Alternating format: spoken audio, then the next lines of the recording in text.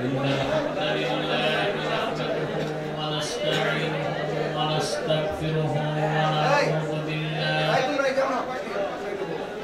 ونعوذ بالله من شرور أنفسنا ومن سيئات أعمالنا من يهده الله فلا مضل له ومن يضلله فلا هادي له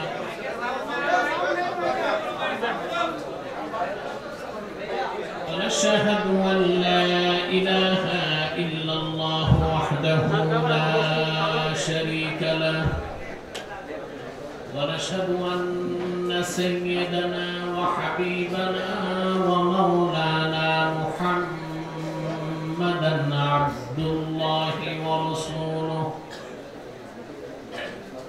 صلى الله عليه وعلى آله وصحبه وسلم الذي أكمل الله به قصر النبوة أي ختم الله به النبوة وحكما لا نبي بعده وأعلن في القرآن بالبرهان أن محمدا صلى الله عليه وسلم خاتم النبيين والمرسلين الذي أرسله بالحق بشيرا ونذيرا وداعيا إلى الله بإذنه وسراجا منيرا فقد قال الله تعالى في كلامه المجيد والفرقان الحميد أعوذ بالله من الشيطان الرجيم بسم الله الرحمن الرحيم قل يا أهل الكتاب تعالوا إلى كلمة سواء بيننا وبينكم ألا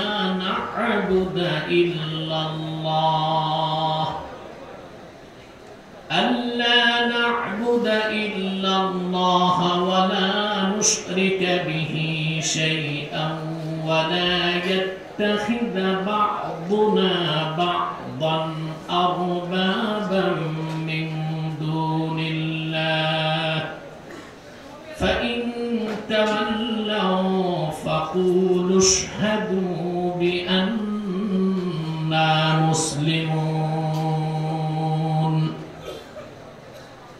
صدق الله العظيم وصدق رسوله النبي الكريم ونحن على ذلك من الشاهدين والشاكرين والحمد لله رب العالمين إن الله وملائكته يصلون على النبي يا أيها الذين آمنوا صلوا عليه وسلموا تسليما اللهم صل على سيدنا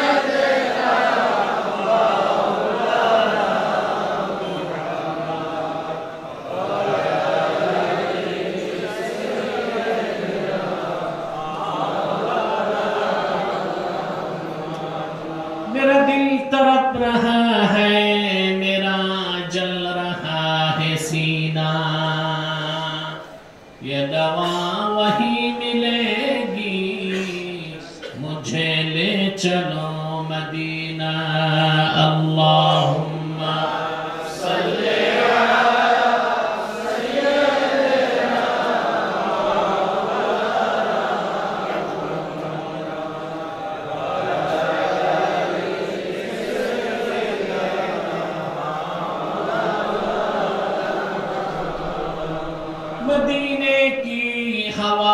से जन्नती बू आती है, खाके पाके मदीना में नूरे जन्नत चमकती है।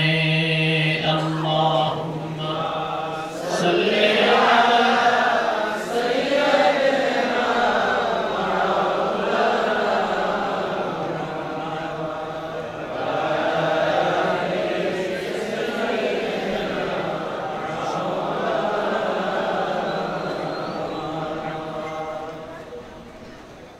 मुहम्मदुन रसूलुल्लाहि सल्लल्लाहु अलैहि वसल्लम खतमल्लाहु बिहिन नबुव्वा व हकमन ला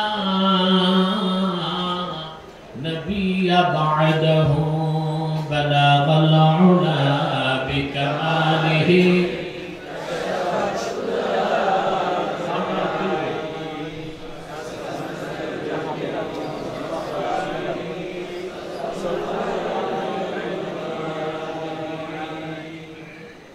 জামিয়াতুন নূর আল ইসলামিয়া মাদ্রাসা এতিমখানার হাফেজ ছাত্রদের পাগড়ি প্রদান উপলক্ষে আয়োজিত আজকের এই বরকতপূর্ণ অনুষ্ঠানের সম্মানিত সভাপতি, সম্মানিত প্রধান অতিথি, অতিথিবৃন্দ, সম্মানিত উলামায়ে কেরাম, ঝড় তুফান বৃষ্টি বাদলেও যারা আজকের এই মহতী মাহফিলে এসেছেন, আমার প্রাণ প্রিয় মুসলমান ভাই ও বন্ধুগণ, সকলকে আমার পক্ষ থেকে হৃদয় নিংড়ানো ভালোবাসা, শুভেচ্ছা এবং অভিনন্দন জ্ঞাপন করছি।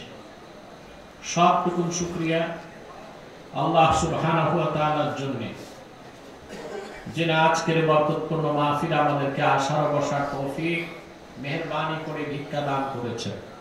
সেজন্য আসুন আমরা সকলে একবার অবনত চিত্তে হৃদয়ের আবেগ অনুভূতি উজাড় করে সমবেত কণ্ঠে বলি আলহামদুলিল্লাহ।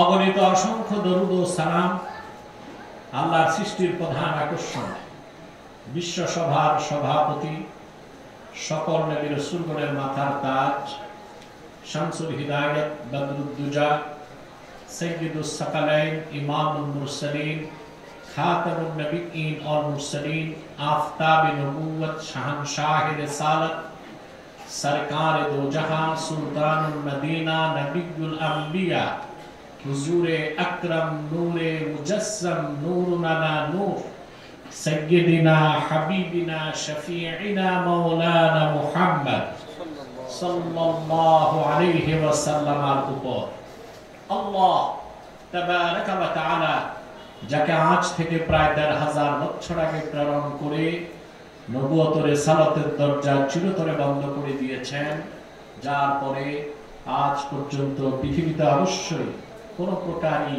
নবী কিংবা রাসূল অবশ্যই আসে নাই, অবশ্যই এখনো নাই, অবশ্যই কিয়ামত পর্যন্ত আসবে না। সম্মানিত সুধী, সে সন্ধ্যা থেকে আপনারা বসে আছেন। বিশেষ করে আমাদের আলহামদুলিল্লাহ মাওলানা হাফেজ আব্দুর রহিম সাহাব অত্যন্ত সুন্দরভাবে আপনাদেরকে শিরক কুফর থেকে বাঁচার জন্য উদ্দীপনাপূর্ণ বক্তব্য দিয়েছে। আলহামদুলিল্লাহ। ওনার আগে কারা ছিল আমার জানা নেই। আল্লাহ যেন প্রত্যেকের সহি আলোচনাকে কবুল করেন।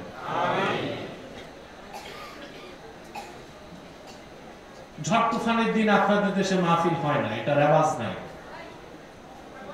কিন্তু এখানে আমার পক্ষে শীতকালে সম্ভব নয় বলে আমি ঝড় তুফানের দিন এসেছি। আপনারা জানেন যে প্রত্যন্ত অঞ্চলে আমি রাতে যাই না, দিনে প্রোগ্রাম করি। আমি ভেবেছিলাম এটা মহাসড়ক থেকে ১-১.৫ কিলো, দেখি যে না, বন বাদার জঙ্গল পেরিয়ে মনে হলো মোটামুটি অন্য একটা গ্রহে এসে পৌঁছলাম।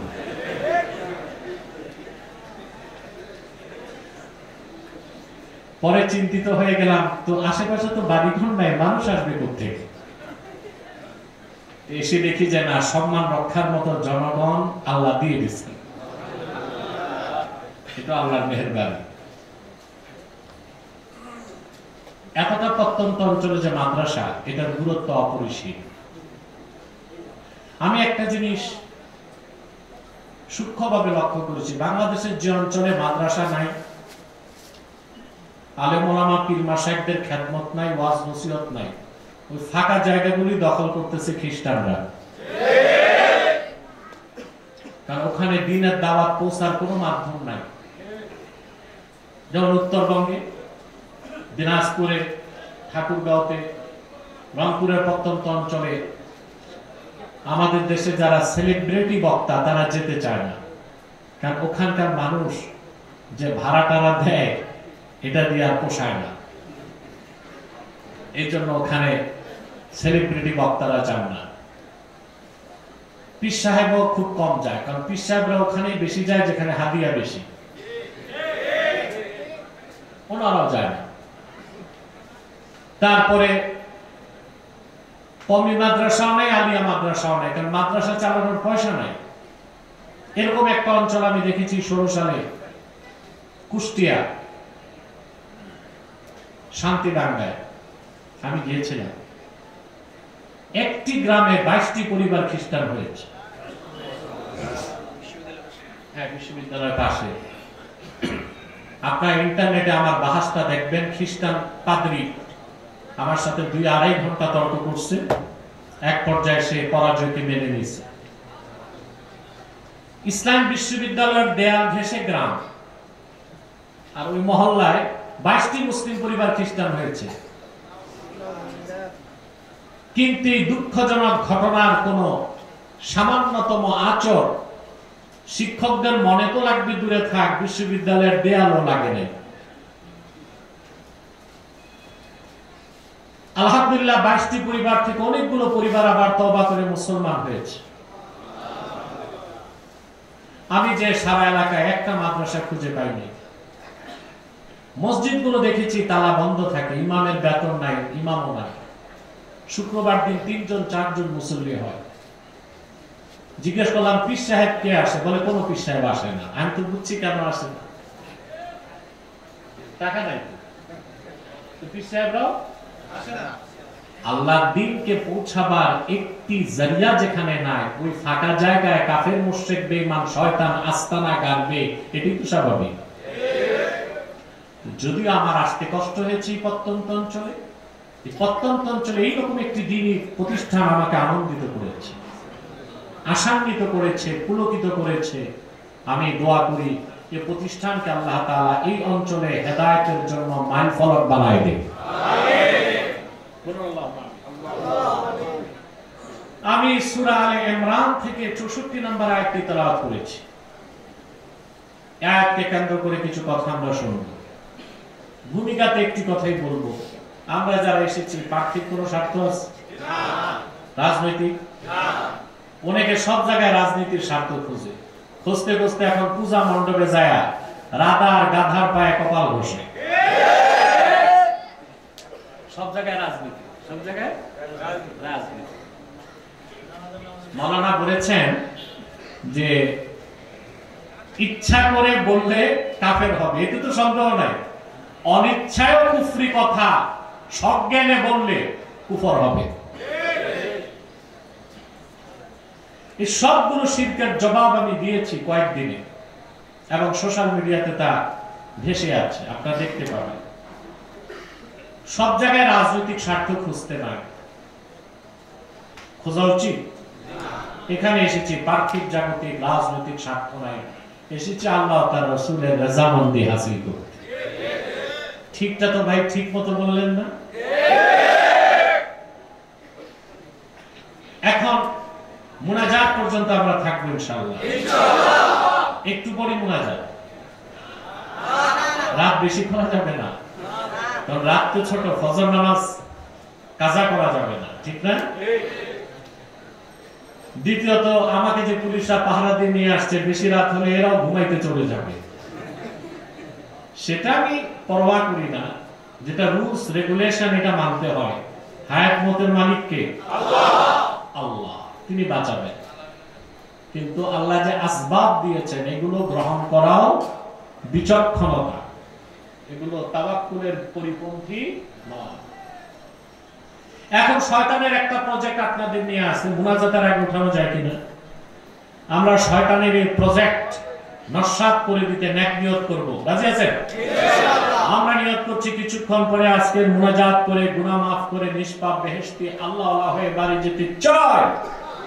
কারা কারা হাত তুলে আল্লাহ তাআলাকে দেখা, আল্লাহ কবুল করুন, আল্লাহ মঞ্জুর করুন, আল্লাহুম্মা আমিন। আসুন তিলাওয়াতের মাধ্যমে আলোচনায় প্রবেশ করি। আমার সঙ্গে আপনারাও করবেন, যেন প্রতিটি বাক্যের, প্রতিটি শব্দের, প্রতিটি অক্ষরের নূরকে আল্লাহ তাআলা আমাদের সিনায় বিকশিত করে দেন। বলেন আল্লাহুম্মা আমিন। আউযু বিল্লাহি মিনাশ শাইতানির রাজীম। বিসমিল্লাহির রাহমানির রাহিম। قل يا أهل الكتاب تعالوا إلى كلمة سواء بيننا وبينكم ألا نعبد إلا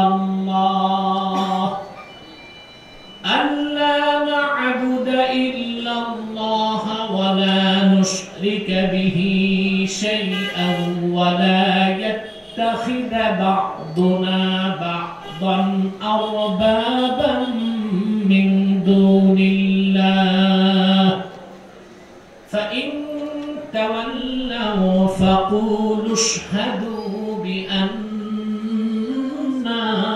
مسلمون। আল্লাহ তাআলা বলেন, কুল ইয়া আহলাল কিতাব, প্রিয় হাবিব মুহাম্মদ সাল্লাল্লাহু আলাইহি ওয়াসাল্লাম আপনি বলুন, হে আহলে কিতাব, তাআলাউ ইলা কালিমাতিন সাওয়াইন বাইনানা ওয়া বাইনাকুম, আই তাআলাউ ইলা কালিমাতিন মুস্তাকিমাতিন মুস্তাহকামা, আসে একটি কথায় আমরা ঐকমত্য স্থাপন করি, যা আমরা সমানভাবে বিশ্বাস করতে পারি। ওই একটি কথায় আমরা ঐকমত্য পোষণ করি, একমত পোষণ করি। আসো, কি সেই কথা? আল্লাহ না'বুদা ইল্লাল্লাহ, আমরা আল্লাহ ছাড়া কারো ইবাদত করব না। ওয়ালা নুশরিকা বিহি শাইআ, আল্লাহর সাথে কোনো ব্যক্তি বা বস্তুকে শরীক করব না। ওয়ালা ইয়াত্তাখিযা বা'দুনা বা'দান আরবাবান মিন দুনিল্লাহ, আর আমরা মহান আল্লাহকে বাদ দিয়ে পরস্পর মানুষ হয়ে মানুষকে রব বানাবো না। এ হচ্ছে সেই কথা, এ হচ্ছে ফাইন তাওয়াল্লাউ আই ফাইন আ'রাদু মিন হাযিহিল কালিমাতিল মুস্তাকিমাহ, যদি প্রতিষ্ঠিত সত্য কথা থেকে তারা মুখ ফিরিয়ে নেয়, ফাকুলু আশহাদু বিআন্না মুসলিমুন, ঈমানদারগণ তোমরা বলে দাও কাফের মুশরিকদেরকে, আহলে কিতাবদেরকে, সাক্ষ্য থাকো তোমরা আমরা মুসলমান। আমরা কি মুসলমান? যে কথাতে আল্লাহ তাআলা আহলে কিতাবকে আহ্বান করলেন, মুমিন মুসলিমদের সাথে যে কথায় তারা একমত পোষণ করতে পারে, সে একটি বাক্যে আল্লাহ তিনটি কথা বলেছেন। কয়টি? জোরে বলেন। তার প্রথমটা হচ্ছে আল্লাহ না'বুদা ইল্লাল্লাহ, আমরা আল্লাহ ছাড়া কারো ইবাদত করব না। ওয়ালা নুশরিকা বিহি শাইআ, আল্লাহর সাথে কাউকে শরীক করব না। ওয়ালা ইয়াত্তাখিযা বা'দুনা বা'দান আরবাবান মিন দুনিল্লাহ, আর আল্লাহকে বাদ দিয়ে আমরা পরস্পর মানুষ হয়ে অন্য মানুষকে রব বানাবো না। ফাইন তাওয়াল্লাউ, এই কথা থেকে ওরা যদি মুখ ফিরিয়ে নেয়, ফাকুলু আশহাদু বিআন্না মুসলিমুন, মুমিনরা তোমরা বলে দাও, আহলে কিতাব কাফেররা মুশরিকরা বেঈমানরা সাক্ষ্য থাকো তোমরা আমরা মুসলমান, আমরা মুসলমান। প্রিয় বন্ধুগণ, এখানে আহ্বান করা হয়েছে আহলে কিতাবকে। কাদেরকে? কথা বলতে হবে। আহলে কিতাব কারা বলতে পারে? আমাদের দেশে একটা ধারণা হচ্ছে ইহুদি খ্রিস্টান,